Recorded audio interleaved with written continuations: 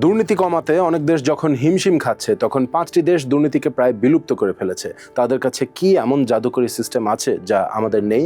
চলুন জেনে আসি দুর্নীতি দমন করে কিভাবে বিশ্বের মডেল হয়েছে 5টি দেশ। দুর্নীতি বিরোধী বিশ্বব্যাপী কাজ করার সংস্থা হলো ট্রান্সপারেন্সি ইন্টারন্যাশনাল বা টিআই। সবচেয়ে কম দুর্নীতি হয় তাদের এমন তালিকায় শীর্ষে রয়েছে 5টি দেশ। কোন মেকানিজমে তারা দুর্নীতিকে প্রায় গুড বাই জানাতে পেরেছে? প্রথমে ডেনমার্ক। সেখানে রয়েছে আইনি প্রক্রিয়ায় জবাবদিহিতা, বিচারক নিয়োগে রাজনৈতিক প্রভাব নেই। ডেনমার্কের ইউনিক দিক হলো তাদের হুইসেল ব্লোয়ার প্রোটেকশন সিস্টেম। আইনি ব্যবস্থার সাথে জড়িত কেউ কোনো ধরনের অসদাচরণ করলে বা দুর্নীতিতে লিপ্ত হলে তা নিয়ে বেনামে অভিযোগ করার ব্যবস্থা আছে দেশটিতে, এবং এই হুইসেল ব্লোয়ারদের জীবন ও চাকরির সুরক্ষার জন্য আলাদা ব্যবস্থা রাখা হয়েছে সংবিধানে। এছাড়া সংসদে ঢোকার আগে প্রতিটি সংসদ সদস্যকে একটি ডিক্লারেশন অফ ইন্টারেস্ট দিতে হয়, অর্থাৎ লিখিতভাবে সরকারকে জানাতে হয় কোনো ব্যক্তি বা প্রতিষ্ঠানের সাথে এই ব্যক্তির কোনো আর্থিক, পেশাগত বা ব্যক্তিগত যোগসূত্র আছে কিনা। ডেনমার্কে এটা করা হয় কনফ্লিক্ট অফ ইন্টারেস্ট এড়ানোর জন্য।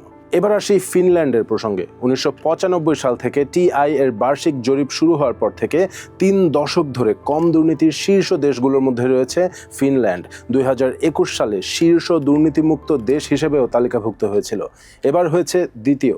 শক্তিশালী আইনি কাঠামো এবং আইনি প্রতিষ্ঠানগুলোর স্বাধীনভাবে কাজ করার ক্ষমতার কারণে ঘুষ নেওয়ার মতো নিচু পর্যায়ের দুর্নীতি দেশটিতে প্রায় বিলুপ্ত বললেই চলে। তবে ফিনল্যান্ডের গণমাধ্যম হেলসিঙ্কি টাইমস বলছে দুর্নীতিমুক্ত শীর্ষ দেশের তালিকায় নাম আসার পরও বরাবরই নতুন নতুন দুর্নীতি বিরোধী আইন ও নীতি প্রণয়নের চেষ্টাই দেশটিকে দুর্নীতিমুক্ত রাখার পেছনে মূল কারণ।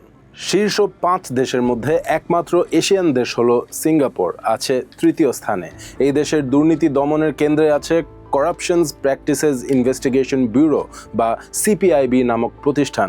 সরাসরি প্রধানমন্ত্রীর কাছে জবাবদিহি করে এই প্রতিষ্ঠান, তবে সেখানেও সেফগার্ড আছে। প্রধানমন্ত্রী সিপিআইবির কোনো কাজে বাধা দিলে প্রধানমন্ত্রীর নামে প্রেসিডেন্টের কাছে অভিযোগ করার বিধানও আছে সংবিধানে। এছাড়া সিঙ্গাপুরের প্রিভেনশন অফ করাপশন অ্যাক্ট 1960 বলছে কোনো সরকারি কর্মকর্তার কাছে তাদের আয়ের তুলনায় যদি অনেক বেশি সম্পদ থাকে তাহলে সেই সম্পদ কোথা থেকে এসেছে এবং বৈধ পদ্ধতিতে এসেছে কিনা তা প্রমাণ করতে হবে সেই কর্মকর্তাকে, অর্থাৎ গিলটি আনটিল প্রুভেন ইনোসেন্ট। 4 নম্বরে নিউজিল্যান্ড। তাদের দুর্নীতি দমন সংস্থা সিরিয়াস ফ্রড অফিস বা এসএফও। আইন অনুযায়ী এই সংস্থাটির কার্যক্রম সব ধরনের সরকারি নিয়ন্ত্রণের বাইরে। এছাড়া পুলিশের দুর্নীতি সামাল দেওয়ার জন্য আছে আলাদা স্বাধীন সংস্থা ইন্ডিপেন্ডেন্ট পুলিশ কন্ডাক্ট অথরিটি বা আইপিসিএ। এই 2টি সংস্থা সব ধরনের সরকারি নিয়ন্ত্রণ থেকে মুক্ত থাকায় তাদের পক্ষে দুর্নীতি দমন সহজ হয়ে ওঠে। 5 নম্বর দেশ হলো নরওয়ে। নরওয়েতে প্রাতিষ্ঠানিক স্বাধীনতা ও জবাবদিহিতা ছাড়াও কিছু ইউনিক আইন দিয়ে দুর্নীতি নিয়ন্ত্রণে রাখা হয়।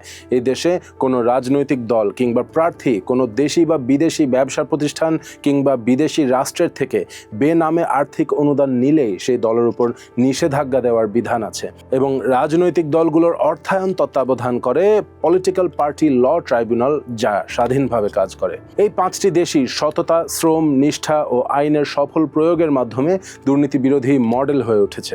আপনার কি মনে হয় এসব নীতি কি বাংলাদেশে প্রণয়ন করা সম্ভব?